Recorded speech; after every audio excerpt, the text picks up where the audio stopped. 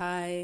இன்றைக்கி சம்பா ரவை வச்சு ஒரு வெஜிடபிள் பிரியாணி சுவையில் ஒரு உப்புமா தாங்க பார்க்க போகிறோம். வாங்க. குக்கர் வச்சு 4 டேபிள் ஸ்பூன் ஆயில் ஊற்றிக்கலாம். எண்ணெய், கடுகு, ஒரு பட்டை, ஒரு கிராம்பு, பச்சை மிளகா 3, ஒரு வரமிளகா, வெங்காயம் எல்லாம் போட்டு வணக்கலாங்க. வணங்கிட்டு இஞ்சி பூண்டு பேஸ்ட் ஒரு ஸ்பூன் போட்டுக்கலாம்.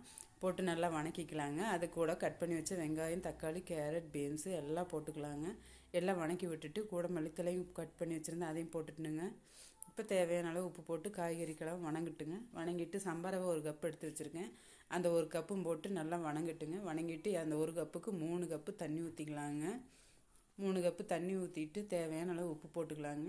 இப்போ உப்பு போட்டு க்ளோஸ் பண்ணி வச்சுக்கலாங்க. குக்கரை 2 விசில் போதுங்க. இப்போ ரெடி ஆயிடுச்சுங்க. இப்போ பாருங்கள், நல்ல மணம், பிரியாணி சுவை தான் வருதுங்க. வாசமே நல்லா மணக்குது. சம்பா ரவை ஹெல்த்தியான ஒரு டிஷ்ஷுங்க. நீங்களும் ட்ரை பண்ணி பாருங்கள். சாப்பிடாத குழந்தைகளும் கூட இந்த உப்புமா வேண்டான்னு சொன்ன குழந்தைங்க விரும்பி சாப்பிடுவாங்க. பாய்.